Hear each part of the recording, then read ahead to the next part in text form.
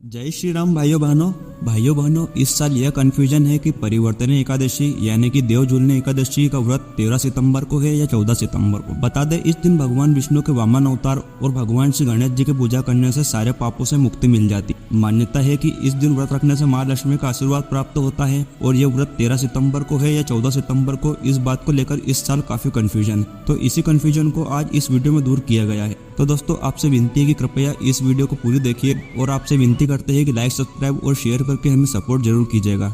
जय श्री कृष्णा। दोस्तों, भाइयों बहनों, वैदिक पंचांग के अनुसार भाद्रपद मास के शुक्ल पक्ष की एकादशी तिथि 13 सितंबर सुबह 10:25 पर शुरू हो रही है और इस तिथि का समापन 14 सितंबर सुबह 8:45 तक रहेगा। हिंदू धर्म में व्रत त्योहार को उदया तिथि के अनुसार माना जाता है, इसलिए आप 14 सितंबर 2023 को शनिवार के दिन इस व्रत को जरूर कीजिए।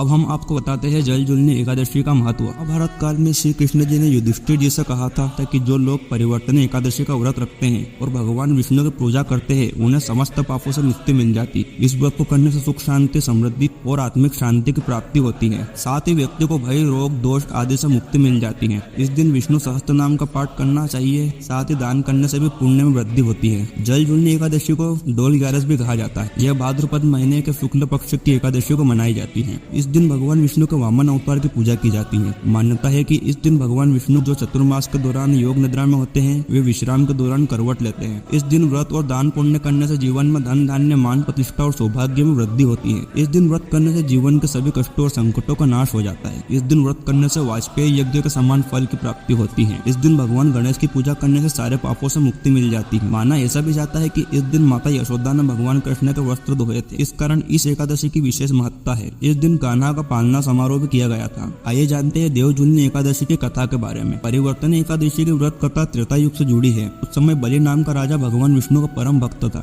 बता दे, बलि जी भक्तराज पूज्य प्रहलाद जी के पोते थे। पूज्य प्रहलाद जी के परिवार के लिए भगवान विष्णु ने 3 बार अवतार लिए। हिरण्याक्ष को मारने के लिए वराह अवतार और हिरण्यकश्यप को मारने के लिए नरसिंह अवतार और भक्तराज प्रहलाद के लिए तो भगवान स्वयं चतुर्भुज रूप में पधारे थे। इसके बाद राजा बलि के लिए भगवान ने वामन अवतार लिया। राजा बलि को तो भगवान श्री हरि के दर्शन हुए ही। राजा बलि के दान देने के भाव को देखकर भगवान श्री हरि उन पर रिझ गए और उन्हें आगे के मनवंतर में इंद्र बनने का वरदान भी दिया। साथ ही भगवान श्री हरि ने द्वारपाल बनकर उनके द्वार की रक्षा की। अंत में माता लक्ष्मी ने राजा बलि को राखी बांधकर भगवान श्री हरि को मुक्त कराया। राजा बलि के दान को आदर्श मानकर ही बलिदान नामक शब्द प्रसिद्ध हुआ। इसलिए भी राजा बलि हमारे लिए पूजनीय है, क्योंकि जिन्हें स्वयं भगवान के दर्शन प्राप्त हो वो हमारे लिए पूजनीय ही है।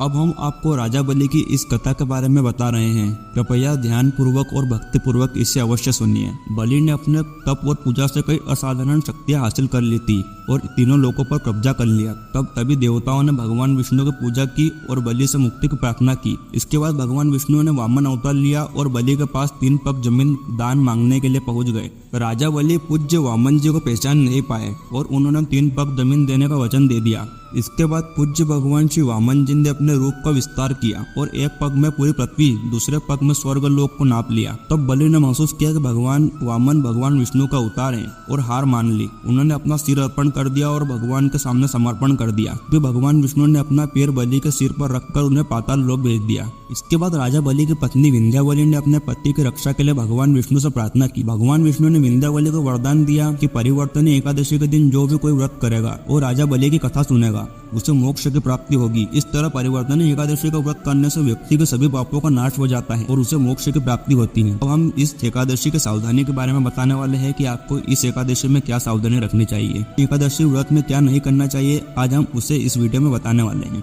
वीडियो में हम जो एकादशी में सावधानियां बताने वाले हैं वो हर एकादशी के लिए मान्य होगी।